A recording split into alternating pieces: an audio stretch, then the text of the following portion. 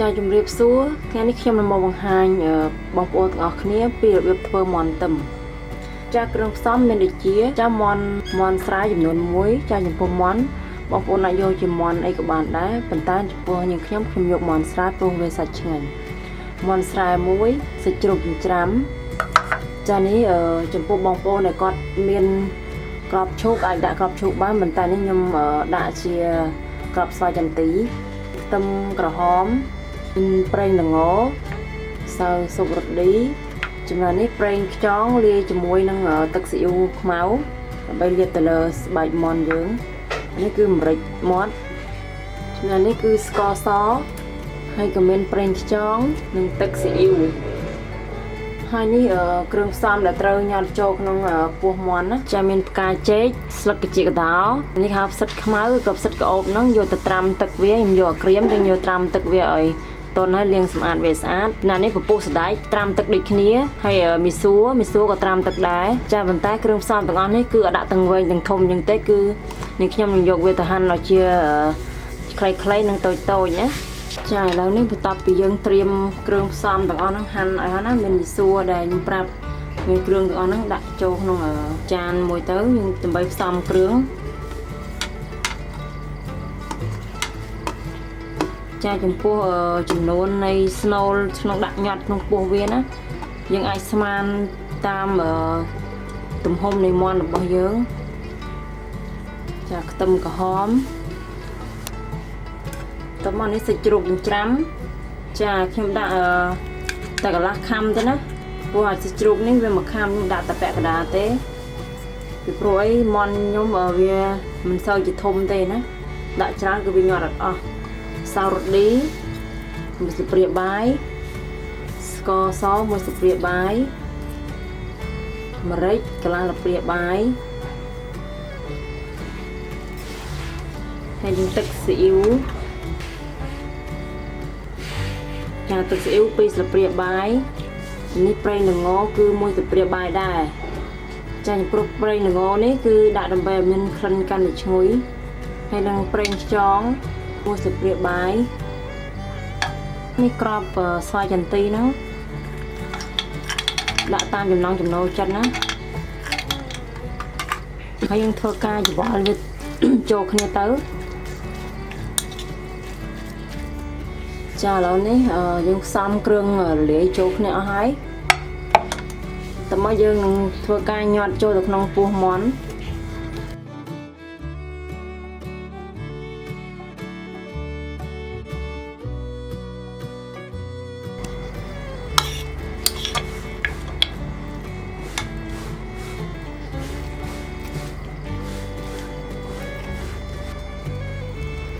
ចានេះម៉ែនហើយលោកឃើញថាល្មមណា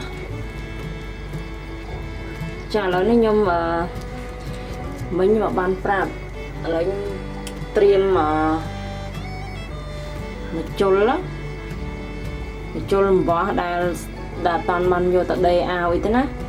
គឺនៅស្អាតថ្មីរឹងយកមកដេរកន្លែងគូតវាហ្នឹង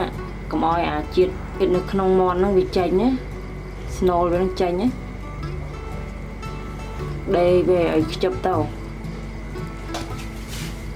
ចាបន្ទាប់មកដេរកវាផងណាព្រោះកវាហ្នឹងក៏មានប្រហោងដែរអញ្ចឹងវាធ្វើឲ្យសាច់ចេញតាមកហ្នឹងបាទនេះយើងកាន់អំបោះចេញទៅ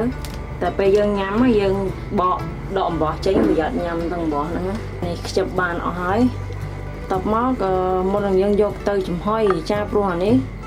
ខ្ញុំធ្វើការចំហុយណាបងប្អូនមានចក្រានដុតក៏មិនអីក៏ដុតទៅណាព្រោះអីខ្ញុំចំហុយគឺវាងាយស្រួលជាងធ្វើបាន2យ៉ាងណាចំណែកយើងលាបយកមាន់ហ្នឹងលាបជាមួយនឹងប្រេងខ្យងលាយជាមួយទឹកស៊ីអ៊ីវខ្មៅតមកកាច់ស្លាបវាដល់លើអញ្ចឹងទៅ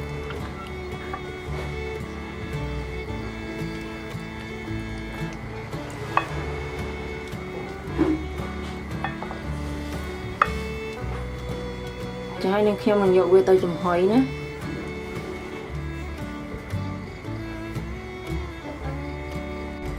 ចាំតបមកយើងត្រៀម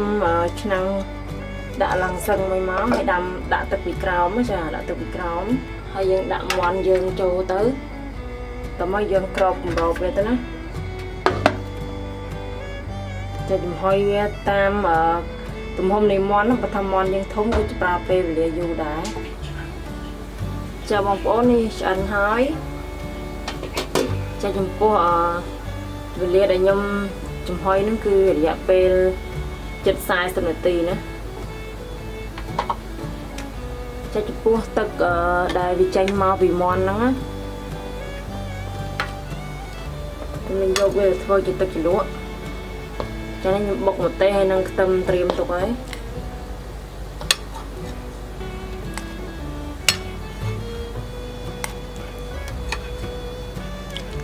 ดูហើយយើងភ្លក់វាមើលទៅណាហើយខ្ញុំថែមថយគ្រឿងតាមនឹងទៀត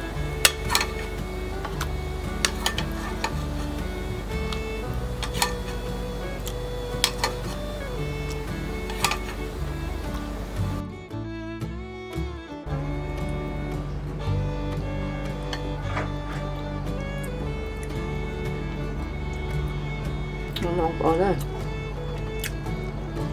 ចាអញ្ចឹងបងប្អូនអាចសាក់បងធ្វើតាមខ្ញុំបានណាគឺងាយស្រួលទេអត់ពិបាកទេខ្ញុំសូមអរគុណបងប្អូនផងដែរតាមដានទស្សនាវីដេអូរបស់ខ្ញុំហើយបងប្អូនកុំភ្លេចចុច Subscribe ផងណាដើម្បីទទួលបាននូវវីដេអូថ្មីៗជាបន្តទៀត